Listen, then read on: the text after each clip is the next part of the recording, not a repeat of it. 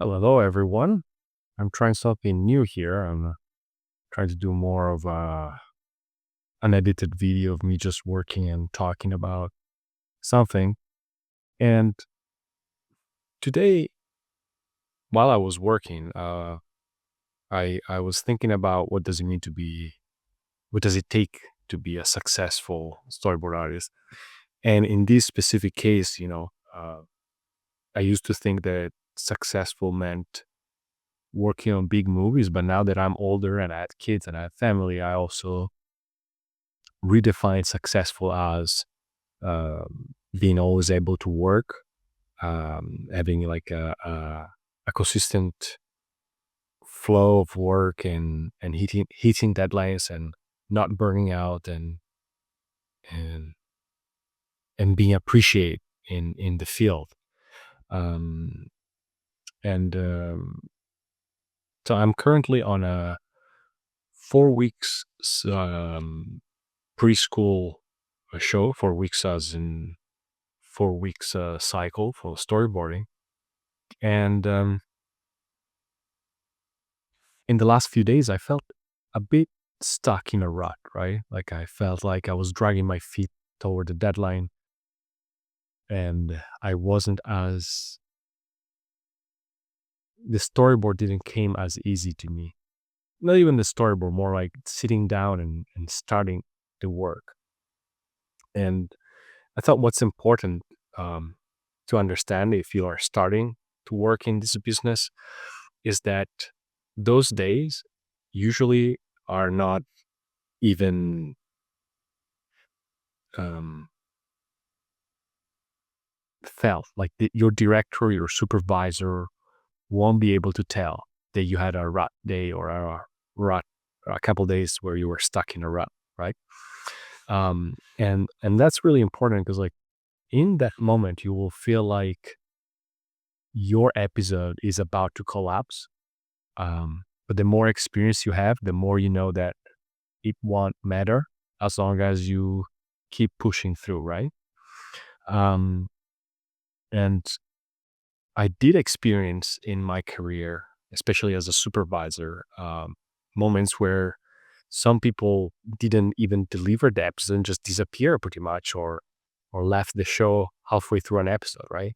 And I think what makes a storyboard artist more successful is establishing um, a name for yourself as someone who's reliable, uh, because this business is not just about making great boards, but especially in TV where the deadlines are so tight or commercials. Um, the fact that you are reliable is sometimes even more important than being great at your craft. Um, and something that helped me um, approach my career in a healthier way was the shift in mindset, um, about, like the shift in mindset that storyboarding is a business at the end of the day. And it's not about making uh, perfect art, but sometimes it's about making the best work you can do in the time frame you're given. We are not in control about the time frame. We're not in control of the time frame. We're not in control of so many aspects of a project, but we are in control about what we do in those, in my case, 4 weeks, some other shows 5 weeks, right?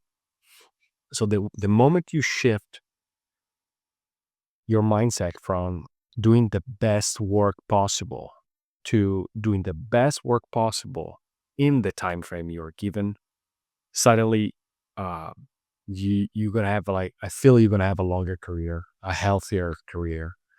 Um, um, and I do think there's a counter argument to that. I think there's people who really push themselves to the higher level, and some of them work on amazing projects thanks to that dedication they have. But also, a lot of those people end up burning out eventually. Um, so I don't know. I do understand like the counterpoint on that, right? So the other thing is about longevity in this business, is for TV show, when you are in that stuck in that rut, which will happen. I think everybody, even the most talented people I know, when I talk to them, they have those moments where they're like, "Oh, I really don't feel like doing this thing. I really want to work on my personal project, or I really don't want to draw. I want to go out with family or friends." Right?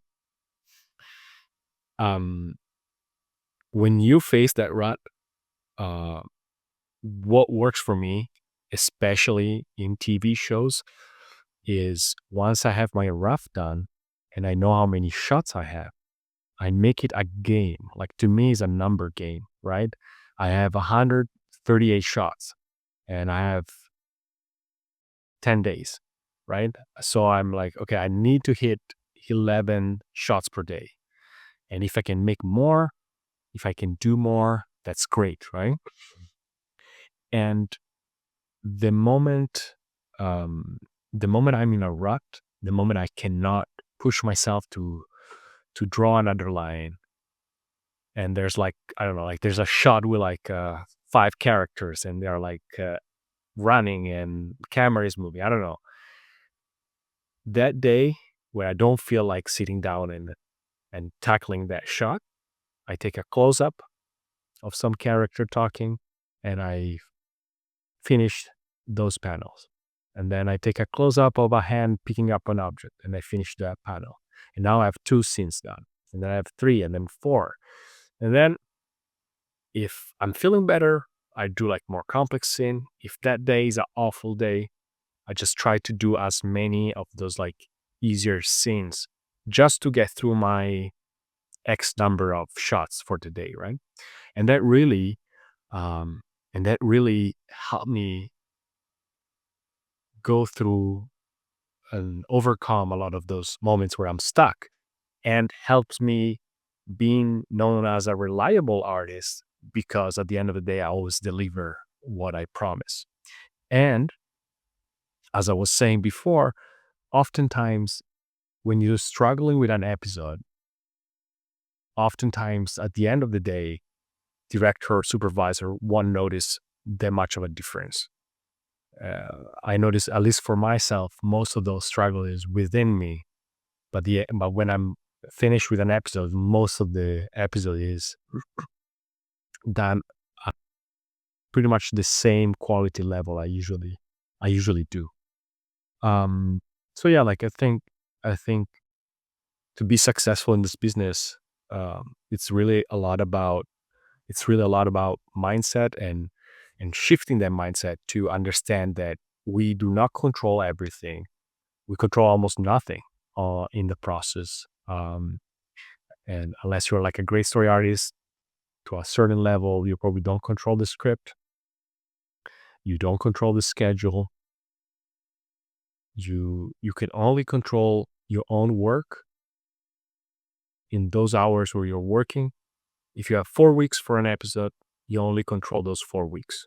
And you can only try to make the best you can, and letting the feeling of having to make it perfect, at least in my experience, is what led me often to be stuck and really didn't help me.